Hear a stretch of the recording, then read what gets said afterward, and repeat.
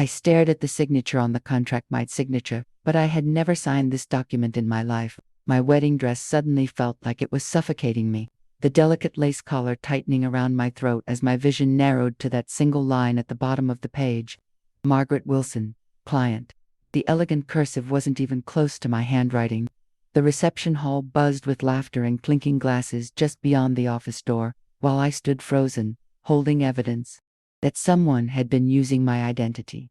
The worst part, I was pretty sure I knew exactly who had done this, and she was wearing a Mother of Urvi dress that had cost more than my first car. My hands trembled as I folded the catering contract and slipped it into my Brother-only secure place in a wedding dress with no pockets. Through the window, I could see my new husband David laughing with his college friends, completely unaware that our perfect day had just imploded. The caterer, Mr. Galuti, shifted uncomfortably behind his desk. Mrs. Wilson, I mean, the new Mrs. Taylor, I assumed you knew. The invoices were all sent to your email address. I nodded mechanically, but inside I was screaming. $58,000 for catering I hadn't chosen. Charged 2 credit cards opened in my name. How many other financial bombs were waiting to explode after the honeymoon? And how was I going to tell David that my own mother had apparently committed identity theft on our wedding day? I've always been the responsible one in my family. Growing up in Westfield, Connecticut, in a house that looked perfect from the outside but was crumbling from within, I learned early that appearances mattered more than reality to my mother, Diana. By 14, I was balancing her checkbook because she wasn't good with numbers. By 16, I was working part-time to buy my own clothes because the money she promised for a winter coat somehow always disappeared into her investments, usually designer handbags or spa weekends with her friends. My father left when I was 7, unable to cope with her spending habits and emotional manipulation. I still remember the smell of his aftershave, sandalwood and citruses. He hugged me goodbye, promising he'd see me soon. He kept that promise, but every other weekend wasn't enough to shield me from becoming my mother's emotional support animal and unofficial financial advisor. College was my escape. I worked 3 jobs to pay my way through state, choosing accounting as my major because numbers were honest in a way people in my life never had been. They didn't lie or make promises they couldn't keep.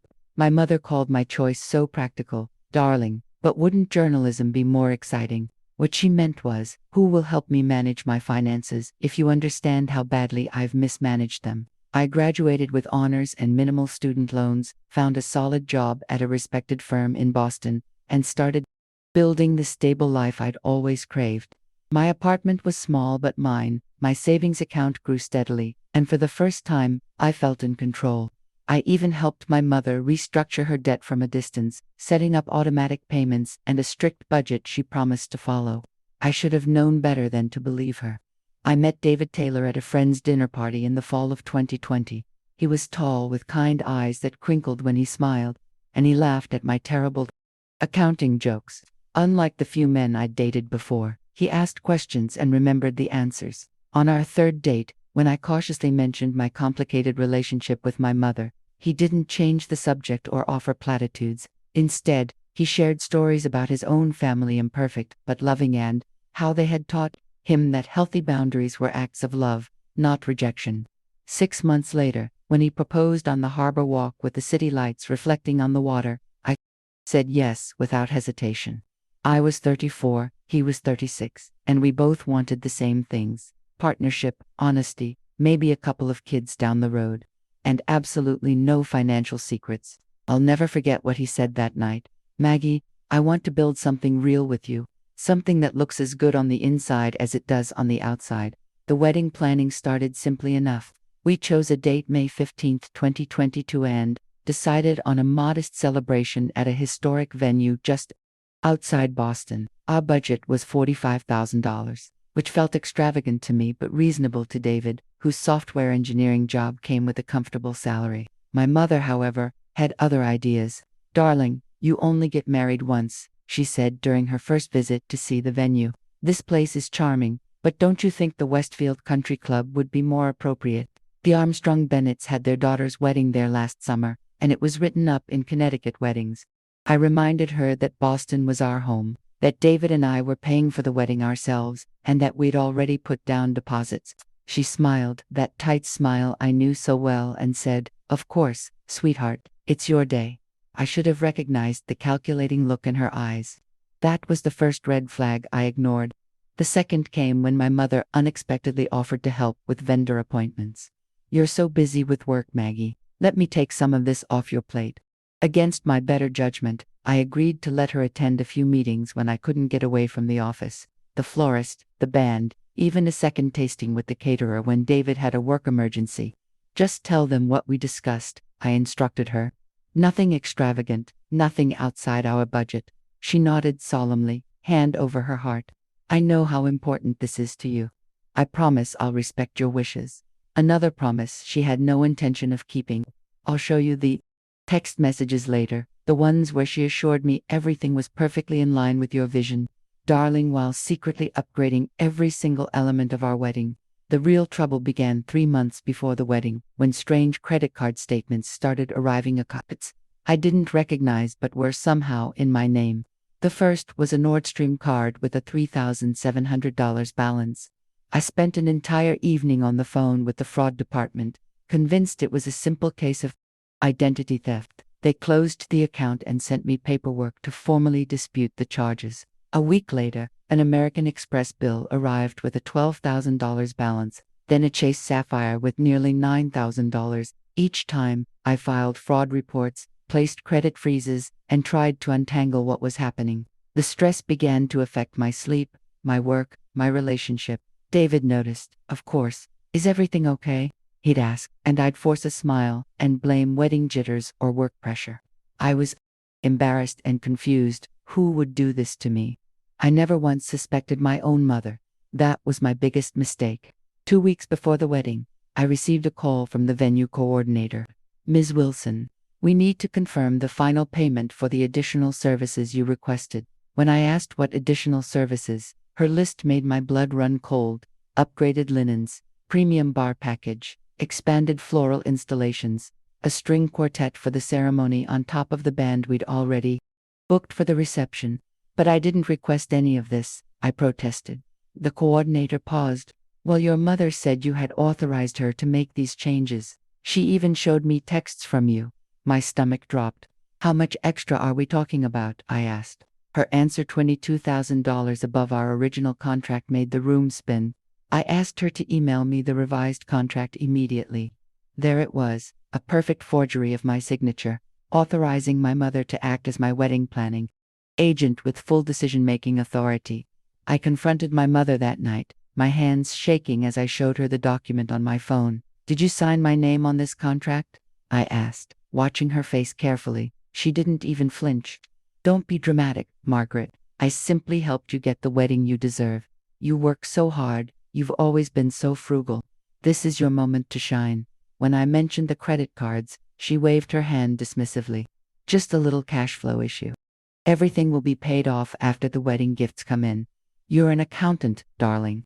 You know how these things work." I was speechless. In her mind, she'd done nothing wrong. Worse, she expected me to be grateful. David and I had a terrible fight that night after I finally told him what was happening. Not because he blamed me, but because I had kept it from him. "We're supposed to be partners, Maggie," he said, his voice tight with hurt. "How can we start our marriage with this kind of secret?" He was right, and the shame I felt was almost worse than the anger. With only days until the wedding and non-refundable deposits everywhere, we made the agonizing decision to proceed. David's parents offered to help with some of the unexpected cost of kindness that made me weep with gratitude and embarrassment. We agreed to deal with my mother and the financial mess after returning from our honeymoon. "One perfect day," David said, holding me as I cried. "Let's have our day, and then we'll fix everything else together."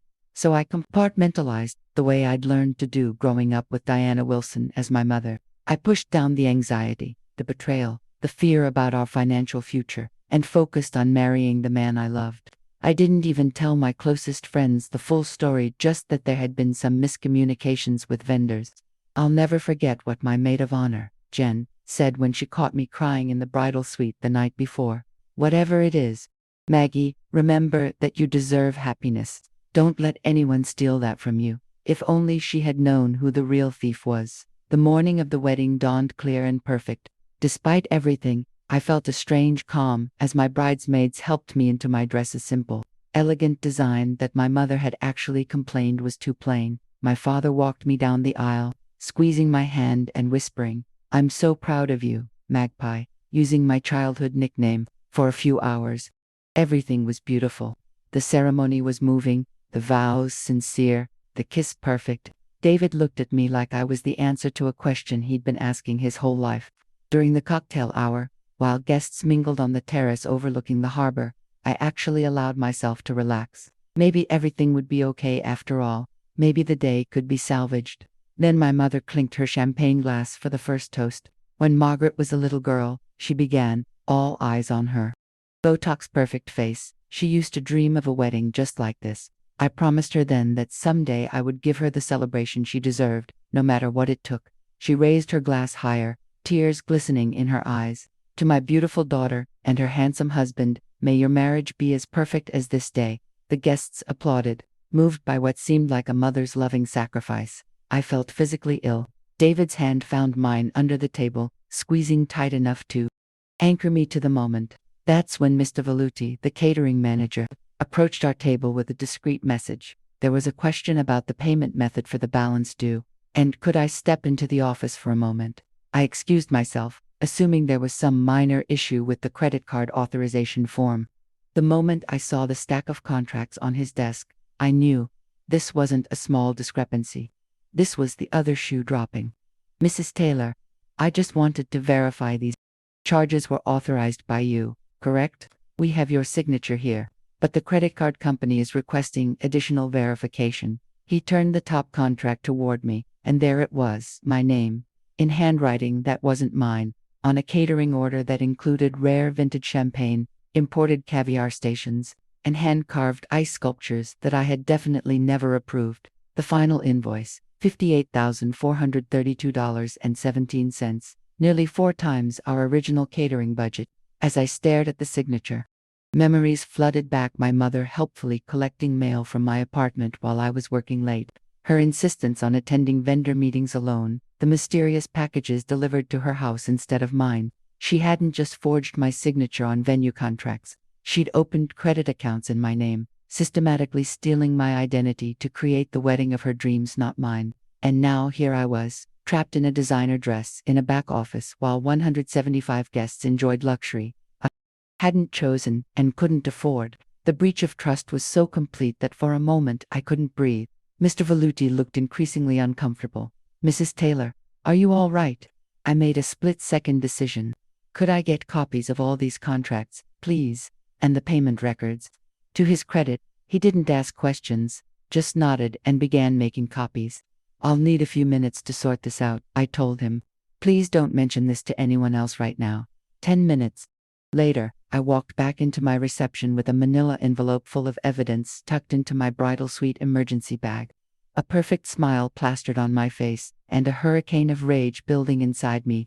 I will show you exactly what was in that envelope later, but for now, just know that it was enough to send someone to jail. The reception continued like some bizarre play where everyone knew their lines except me. I cut the cake, danced with my father and my new husband, tossed the bouquet to my cousin Rachel. Through it all, I kept catching glimpses of my mother holding court at her table, accepting compliments on the exquisite event she had helped create. Each time our eyes met, she would smile and raise her glass slightly, as if we shared a wonderful secret. I smiled back, already calculating how many years of financial recovery lay ahead of us. David noticed something was wrong. Of course he did. "What happened?" he whispered during our first dance. "I'll tell you everything tonight," I promised. "Just keep dancing." And so we did, swaying to our song while my mind raced through options, consequences, and the devastating conversation I knew was coming. That night, in our hotel suite, I showed David everything: the contracts, the credit card statements, the evidence of my mother's systematic fraud. She stole my identity, David. She opened accounts in my name, forged my signature, and spent almost $90,000 that we don't have. The shock on his face mirrored my own earlier discovery. That's criminal," he finally said. "Yes," I replied, "it is." We sat in silence. our wedding clothes discarded, the reality of our situation settling around us like heavy snow. "What do you want to do?" he asked eventually. It was the right question, acknowledging that this was my mother, my trauma, my decision. I took a deep breath. "I want to go on our honeymoon, because it's paid for and non-refundable. And when we get back, I want to press charges." Those 2 weeks in Portugal should have been the happiest of my life. Instead, they were a strange, limbo, beautiful moments of connection with my new husband, interrupted by panic attacks and late-night research on identity theft committed by family members. The statistics will shock you. Over 30% of identity theft victims know their perpetrators, and family members are among the most common culprits. I learned that victims who don't file police reports almost never recover their money or repair their credit. I learned that the average financial impact of identity theft exceeds $15,000 and takes more than 100 hours to resolve. But most importantly, I learned that enabling my mother's behavior wasn't actually helping either of us. By the time our plane touched down in Boston, I had a plan, one that would require more courage than I thought I possessed. The first step was documentation. The day after we returned, I visited every bank where accounts had been opened in my name, gathering records and filing formal fraud reports. I pulled my credit reports, highlighting each unauthorized account and charge.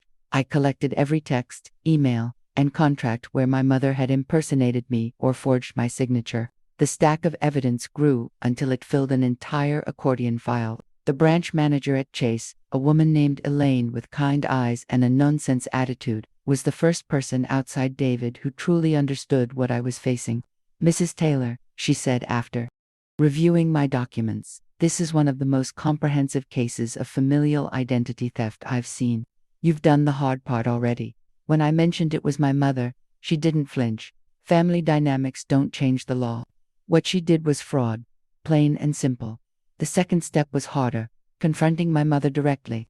I arranged to meet her for lunch at a quiet restaurant, deliberately choosing a public place.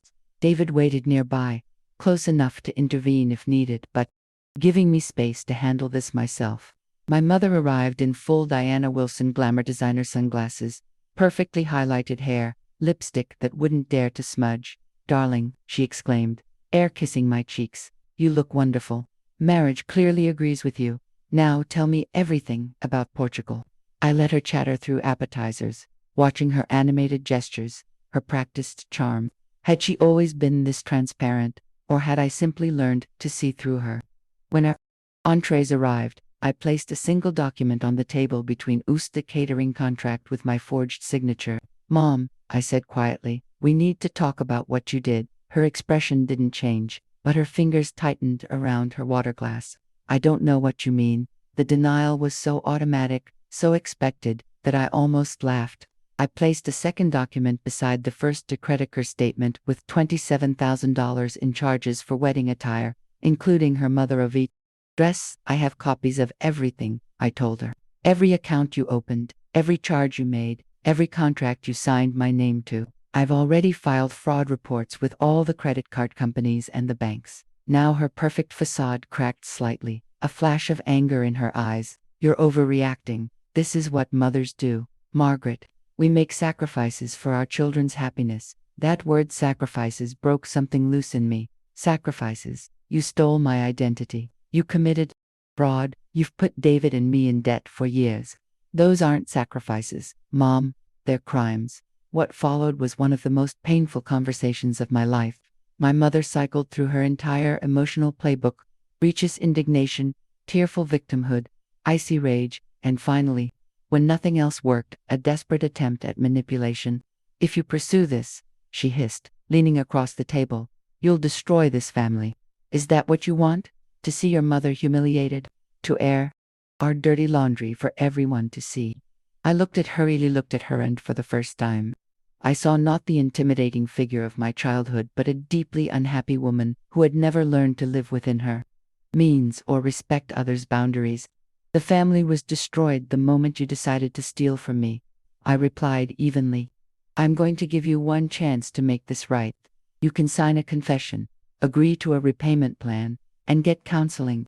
Or I can take this file to the police today. Your choice." I'll never forget the look on her face shot, giving way to calculation as she realized I wasn't bluffing. You wouldn't dare, she said, but there was a tremor in her voice. I stood up, gathering my evidence.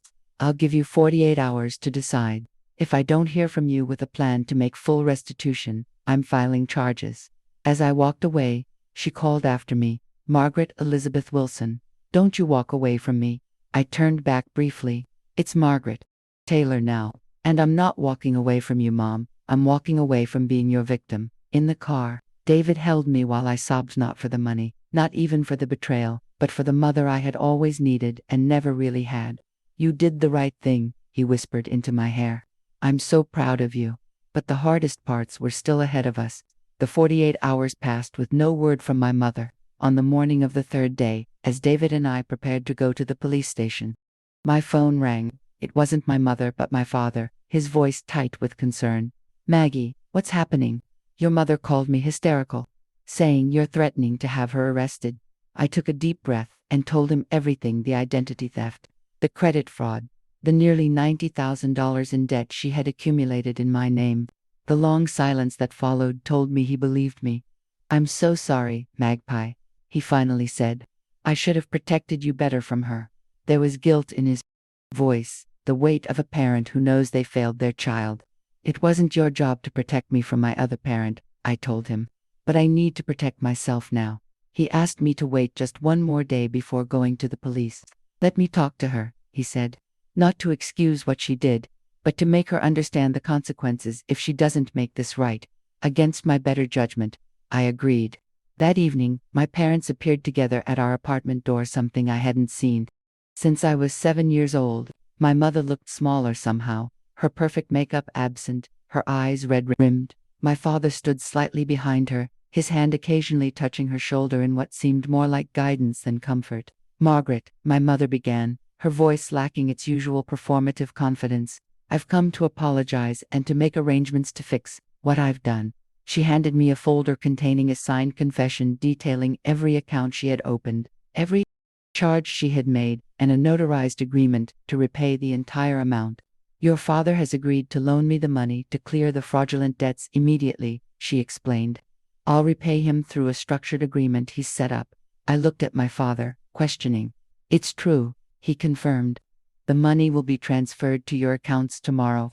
Diana has also agreed to see a financial therapist and a regular therapist to address the underlying issues. I should have felt relieved, but all I felt was exhaustion and a lingering sense of betrayal. Why? I asked her. Why would you do this to me? For the first time in my life, my mother answered a direct question with what seemed like complete honesty. I wanted to give you the wedding I never had, she said quietly. I wanted the Wilsons to be respected, admired. I wanted to prove I was a good mother. She paused, tears sliding down her cheeks. But I see now that I was never doing it for you. It was always for me. For how it made me look. I never stopped to think about what you wanted or how this would affect you. The admission stunned me. In 34 years, I had never heard my mother take responsibility for her actions without qualification or deflection. I understand if you can't forgive me, she continued. But please give me the chance to make amends. While I appreciated the gesture, I wasn't ready to offer absolution. Repaying the money is just the first step, I told her. Rebuilding that's even possible will take much longer. My father stepped forward then, his familiar sandalwood cologne bringing a rush of childhood memories. Maggie, I've made arrangements for your mother to stay with my sister in Vermont for a while. She'll have the support she needs there, and you'll have the space you need here. The practical solution was so characteristic of him, and I felt a surge of gratitude for his steady presence. We'll talk more when you're ready, he added. No pressure, no timeline.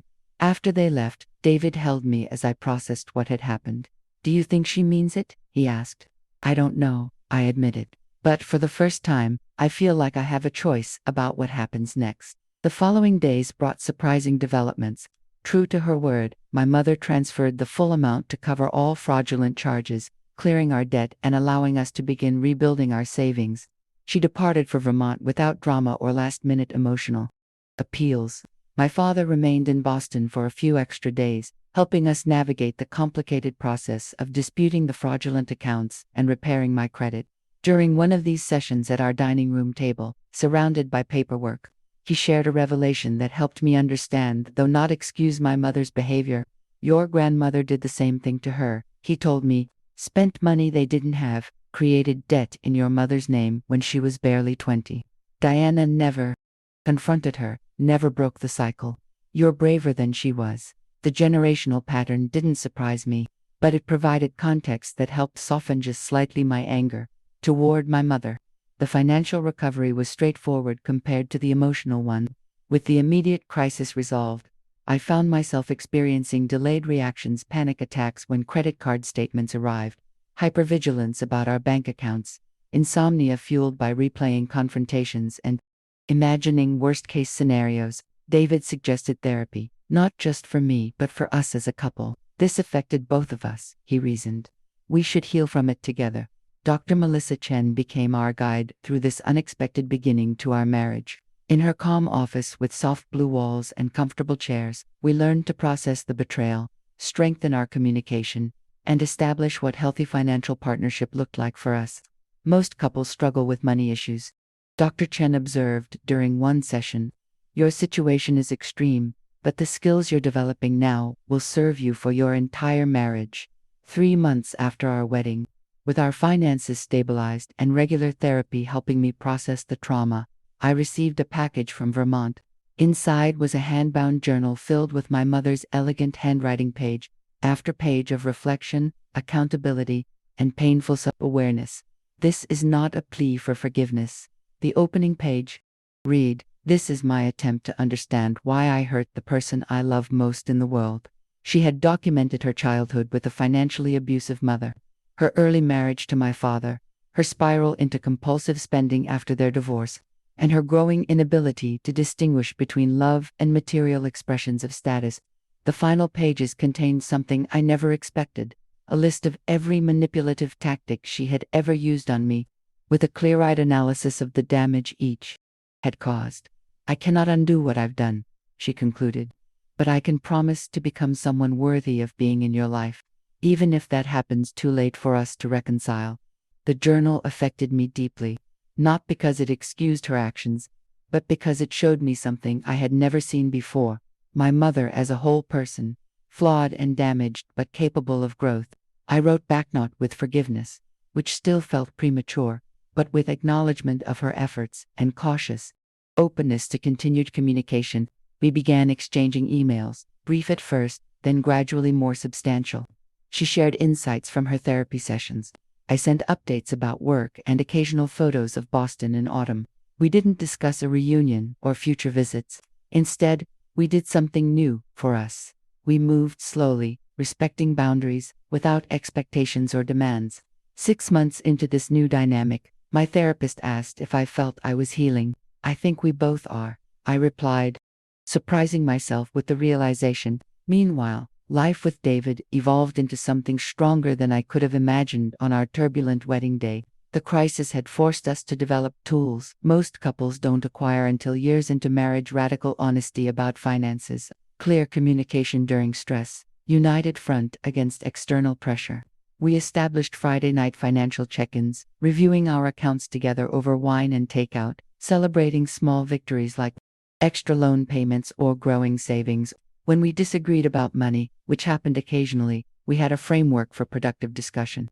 "Remember when we thought your mom had ruined our start?" David joked one evening as we approved our budget for a modest kitchen renovation. "Turns out, she accidentally gave us a crash course in marital financial management." The ability to find humor in our painful beginning felt like its own kind of triumph. The 1-year anniversary of our wedding approached, bringing complicated emotions. We decided to reclaim the date with an experience that reflected our true values: a weekend at a rustic cabin in the Berkshires. Simple meals cooked together, long hikes through spring woods, no extravagance, no performance, just presence with each other. The night before our anniversary, sitting beside a small fire, David handed me a small package. Inside was a delicate gold necklace with a single pearl. "Traditional first anniversary gift is paper," he said with a smile. "But I thought you might have had enough of paper contracts for a while." The thoughtfulness of the gesture and his understanding of what I needed brought tears to my eyes. I'd marry you again, I told him, in a courthouse with 0 witnesses and paper cups of champagne afterward. He kissed me and said, "That sounds perfect for our vow renewal someday." That same weekend, I received an email from my mother with a subject line that simply read, "1 year." The body contained no excuses or dramatic declarations, just a simple acknowledgement. "I know this anniversary may bring up difficult memories. I want you to know that I see clearly now how my actions impacted what should have been a joyful beginning. I am continuing to work on myself and will respect whatever boundaries you need. I love you, and I'm proud of the strong woman you've become despite my mistakes." It was perhaps the most honest communication we'd ever shared. I showed it to David, who nodded thoughtfully. "Do you want to respond?" he asked. I did, with equal simplicity. "Thank you for acknowledging this day. I'm healing and finding joy with David. I hope your healing continues too. Not quite forgiveness. Not yet, but a bridge being carefully rebuilt, one plank at a time." The following month brought an unexpected opportunity, a promotion at my firm that would require additional certification but would substantially increase my salary and responsibilities. "You should absolutely go for it," David encouraged when I hesitated over the time commitment. "You've put so much on hold dealing with everything this year." With his support, I enrolled in the necessary courses, spending evenings and weekends studying while maintaining my full-time workload. The challenge was exactly what I needed: a positive focus, a reminder of my capabilities, an investment in our future that was completely within my control. When I passed the certification exam with top scores, the sense of accomplishment was sweeter for having come after such a difficult year. My colleagues celebrated with an office party.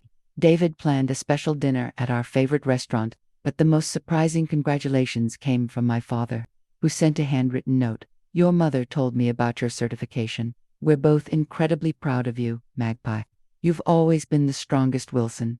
18 months after our wedding, my mother asked if she could visit Boston. It would be our first face-to-face meeting since the confrontation at the restaurant.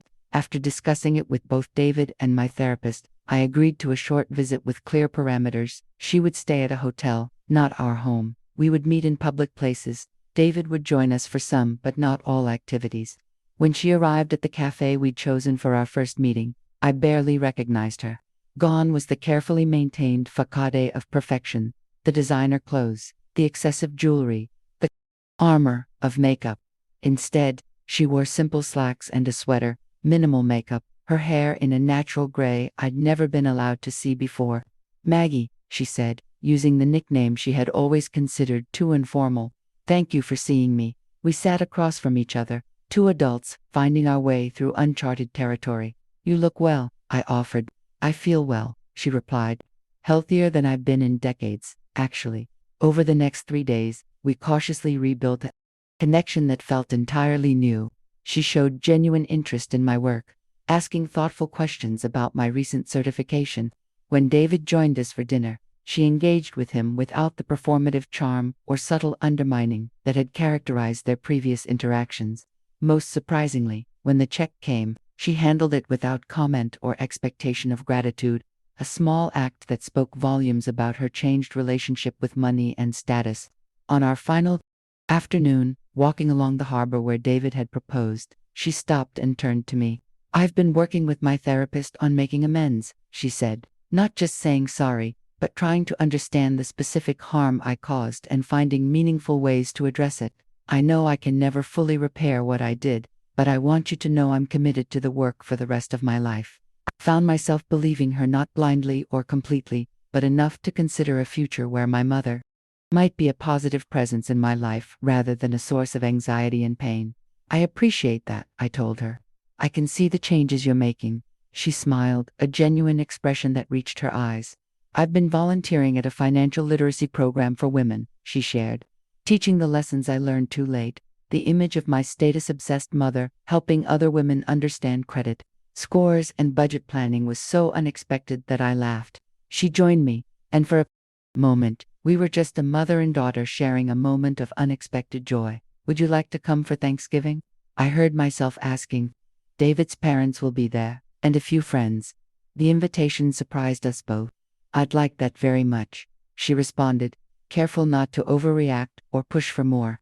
As we parted at her hotel, Our hug felt different, less obligatory, more authentic. A beginning, not an end.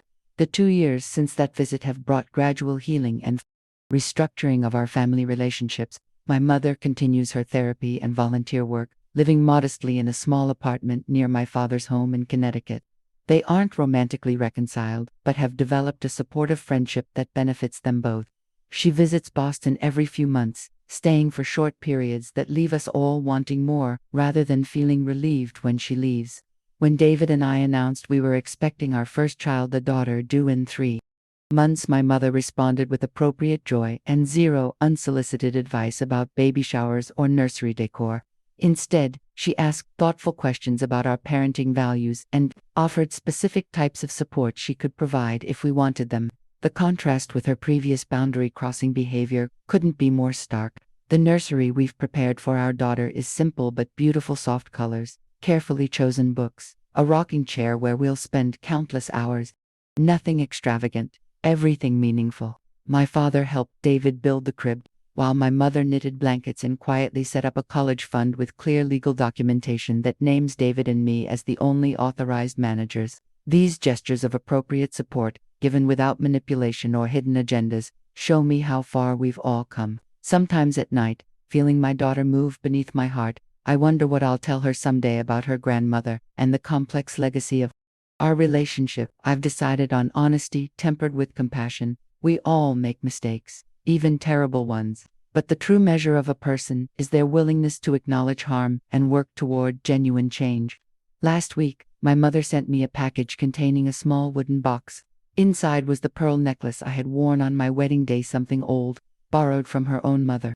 Tucked beside it was a note: "For your daughter someday, when she's ready," with a better story attached than the one I gave it. The gesture moved me deeply, acknowledging our painful past while offering a different future. I placed the box in the nursery dresser, next to the journal where I've been recording thoughts for my daughter about family, forgiveness, and the courage to set boundaries with those we love. The journey from that moment in the catering office to this peaceful evening in our home has been difficult but transformative. I've learned that true healing isn't about forgetting harm or pretending it never happened. It's about holding people accountable while remaining open to genuine change. So what would I do if I could go back to that wedding day, standing in the caterer's office with the evidence of betrayal in my hands? Honestly, I wouldn't change a thing.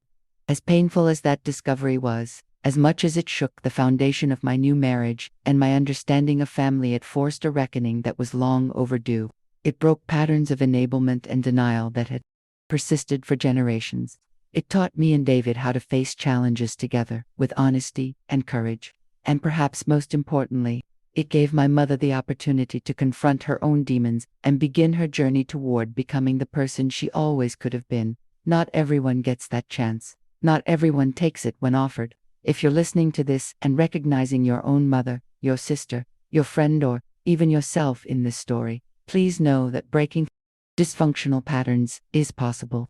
It requires courage and support and professional help, but the freedom on the other side is worth every difficult conversation. Take a moment now to think about the financial secrets in your closest relationships. Are there conversations you've been avoiding? Boundaries you've been afraid to set? Trust your instincts. That uncomfortable feeling is trying to protect you. Save this story for when you need a reminder that you deserve honesty in all your relationships, especially the ones that involve your financial security. And if you know someone struggling with similar issues, share this with them.